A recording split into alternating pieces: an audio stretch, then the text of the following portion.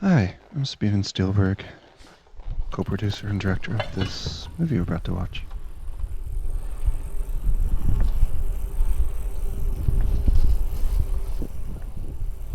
Well, here we are. We're on location. This is Mitsu, Japan. Coming right up, this guy on the motorcycle is actually a local kid, a high schooler. We found this kid. He's the only guy around who knew how to ride a bike. And the shot only took 3 or 4 takes. The kid nailed it. This is all practical. It's all in camera. There's no CGI. I made that decision from day one that I just got off doing Shane's Landing, and heavily computer-generated effects, and I don't know. I just wanted to go back and go back to the basics, I guess, and so we have this. This cat statue. It's kind of interesting. The night before we filmed, the building it was in burned down all around it, and yeah, that's just all that's left. Is inside was this cat, and pretty lucky to get it on film.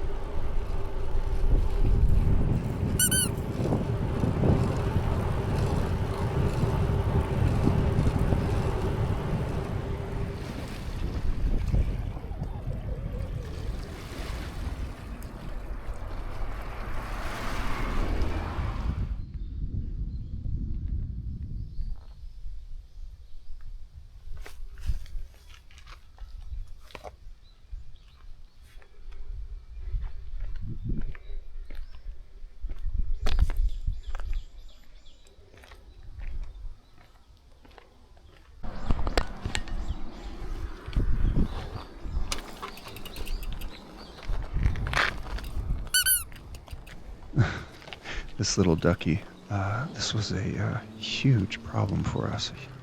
When we got the script, we saw that it called for this little duck prop, and we found one on Amazon. Bought it, and lo and behold, it was the last one ever sold on Amazon. Couldn't get it again. And of course, the first day of stunt rehearsal, the thing flew off and the helmet split into a million pieces, and we were screwed. I called Jeff and said, look, this thing may not work. We might have shut down. But he sent me Clint, and this guy, he can do wonders in the prop department. The next day, he turned around an exact duplicate. And yeah, he really, I said, Clint, thank you. You made the film happen.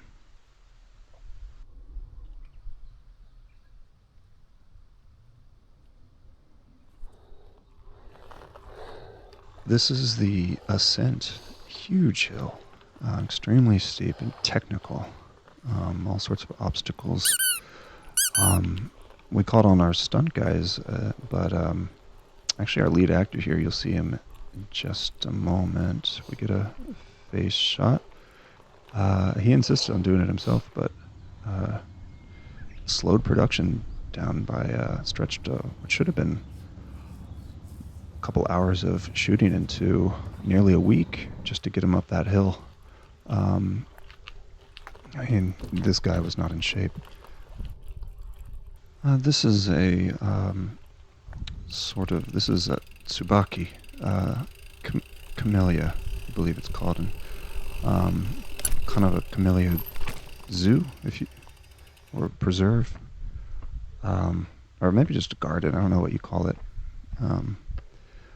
But we rented the place out and had the whole place to ourselves for the day, and we were way off with the timing of the blooming season. I mean, we'd missed it by months, but we were pretty happy with the way these leaves looked against the green against the green grass. Oh, and here you see he was starting to get heat stroke, so he threw a hood over. Goofing off.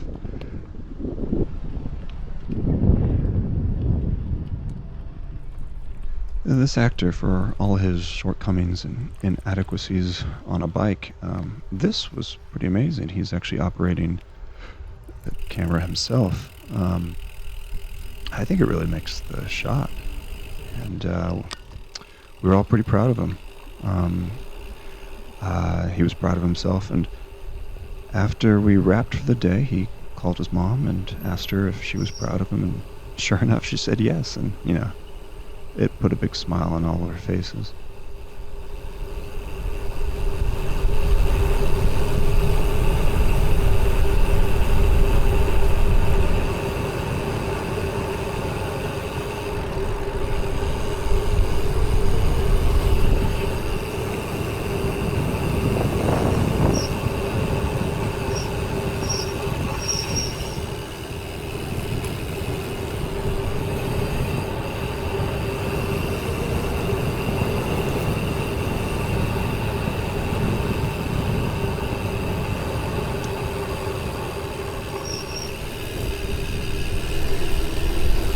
Zoom, zoom.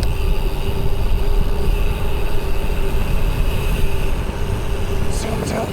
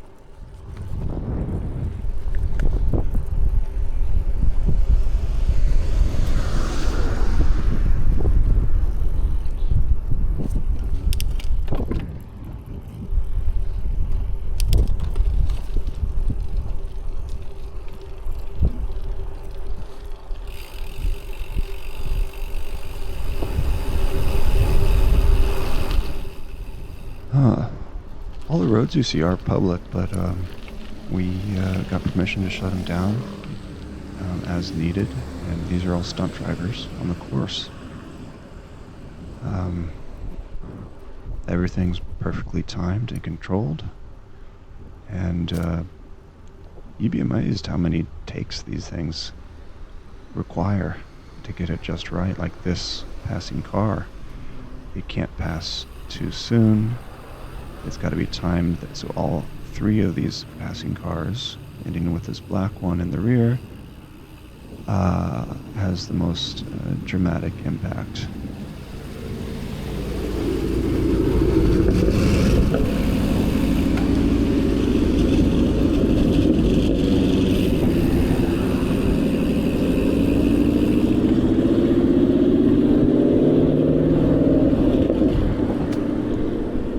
I talk about control, but this other rider up here is Mitsu. wasn't supposed to be here that day. He was just a local guy riding his bike, and you could hear the actor here improvise that line, that friendly greeting, and it wasn't in the script. But I think he sold it.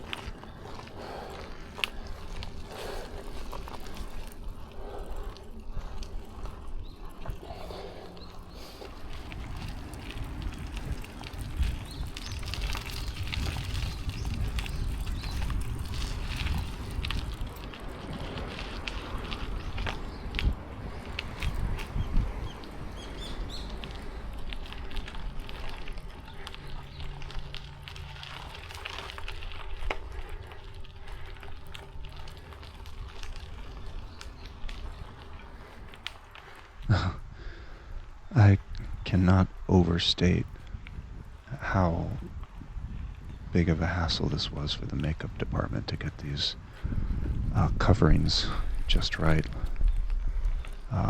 Nothing worked.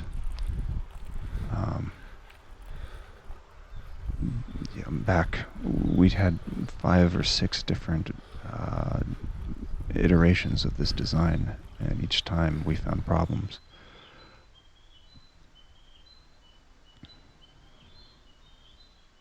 This is an old either cremation center or pottery kiln. It's hard to say which.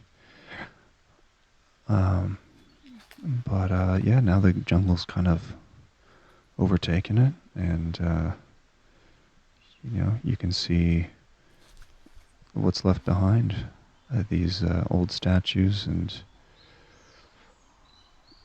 these bottles that almost are like sprouting from earth. Being a goofball.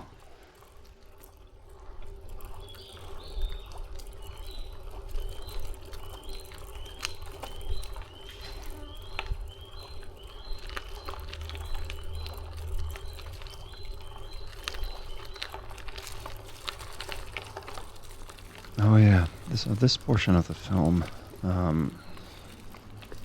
we had to delay by about 23 days because of the rainy season swept through, and this is only the day after it stopped raining, and we had our guys out there with mops and buckets, and laying down beach towels and stuff just to absorb all the moisture. God, it was a mess out there.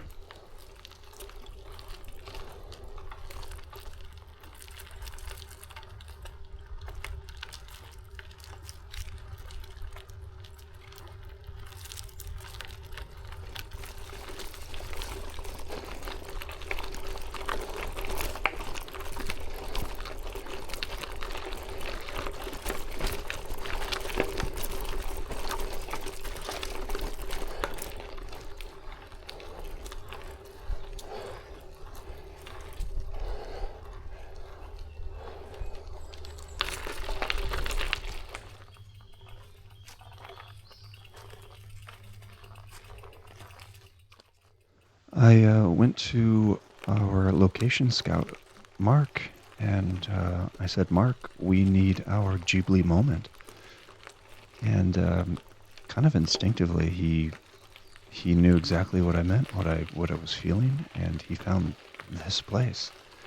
And one look at it, I said, yeah, you found it. You found Ghibli. This is Ghibli. And to be honest, if he hadn't, I probably would have declined to make this movie. This is what it needed. And everything before and after is, it's trash compared to this. But I'll stop talking so you can just take it in.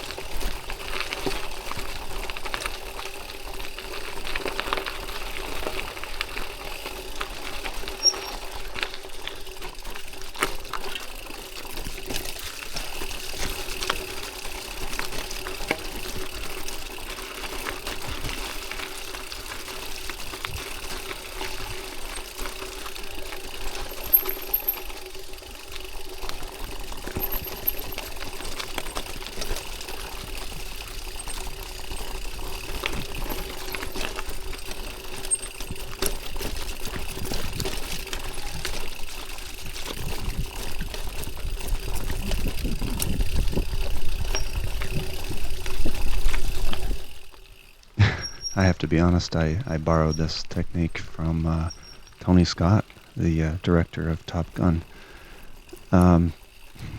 If this repeated image of the actor here, in Top Gun, they had working with a limited budget, so all the cockpit shots were just Tom Cruise, the Maverick, and with a little slight tweaking of camera orientation or flipping it, he could portray the Goose or Iceman, and really it was just Tom Cruise playing all three characters up in the air, and I thought that was really great. So, thank you, Tony Scott.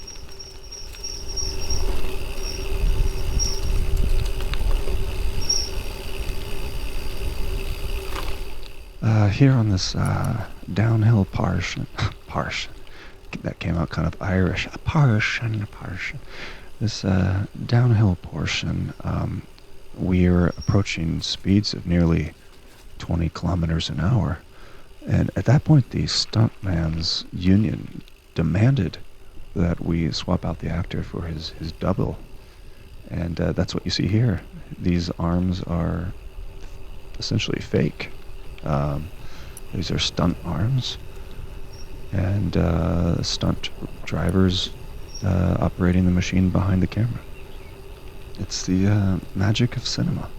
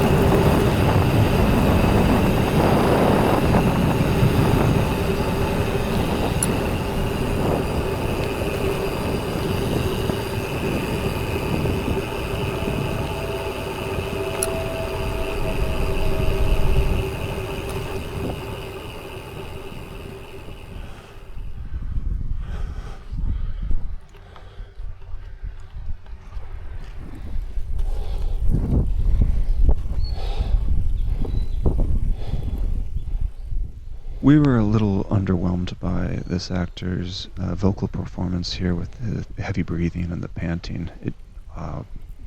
The dailies came back and no one was convinced. So eventually we found Corey, the sound mixer guy. He found he's a gaffer too. Really, he put together this. It's a Siberian whooping crane sound effect, and that's what you hear here. Here. You hear right here. The call of the whooping cranes in heat.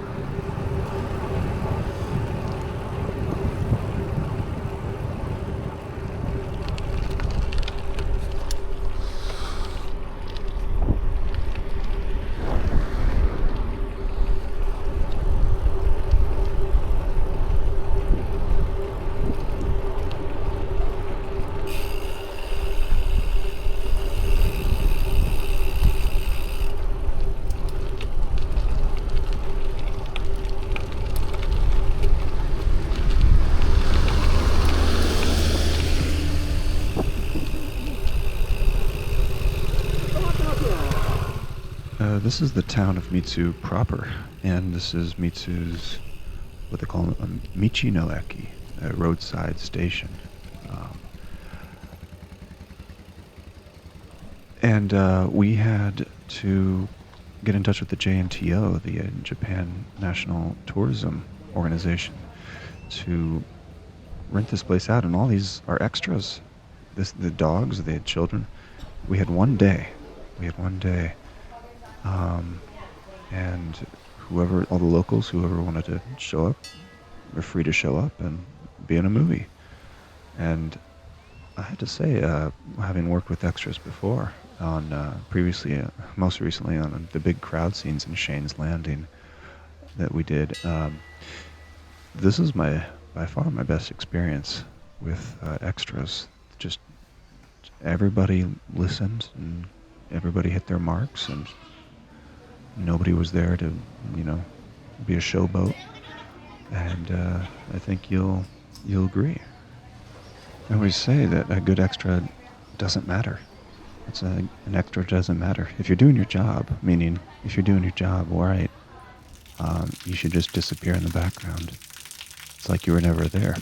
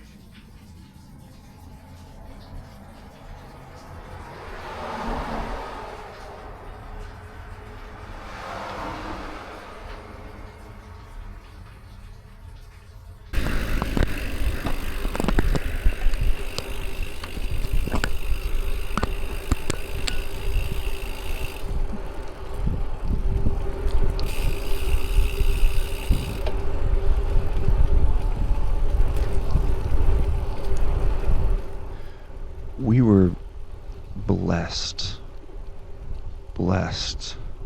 with good working conditions. We had a few hiccups here and there, but as far as safety conditions, we were blessed. With this one exception here, where a little pebble got jammed in the tire and nearly kicked the actor over the front of the bike. But here he is. This is actually him. He's actually, I've got the camera mounted to his chest, and he's actually the one here turning the wheel with his own hands, looking with his own eyes, and he finds a little pebble, and he just flicks it off into, it could have been a disaster, but again, we were really proud of the guy, and he was proud of himself, and after we wrapped for the day, he called his mom and asked if she was proud of him, and she said yes, and that put a big smile on all of our faces.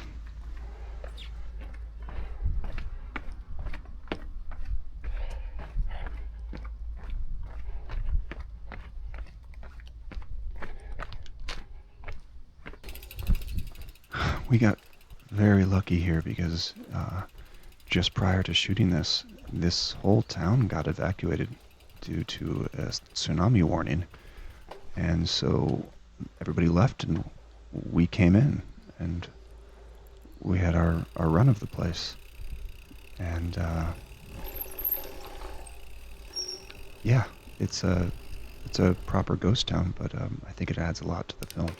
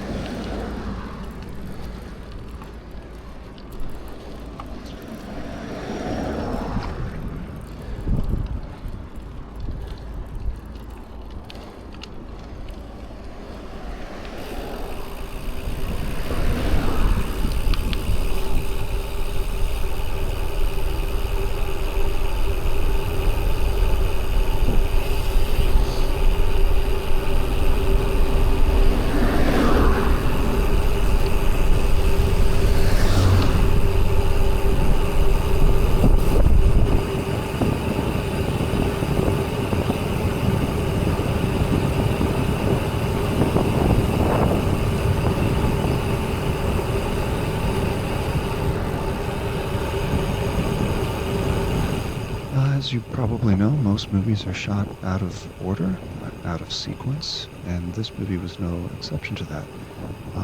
In this shot here, we see the little ducky gets squeezed, and immediately after it gives out a little audible death rattle, and then it's kaput. The prop is broken. And as it happens, this was the last day of filming, and it was the last shot. Talk about kismet.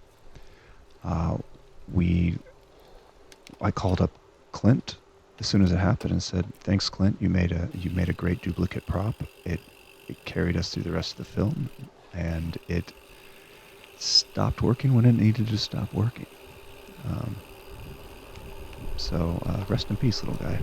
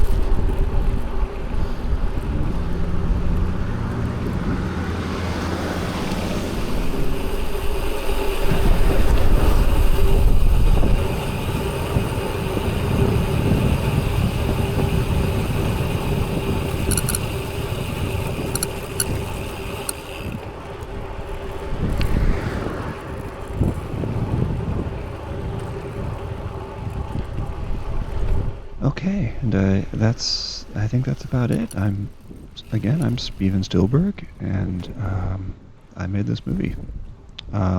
If you want to follow me, I do a podcast that gets put up on the Internet Archive. It goes up twice a week.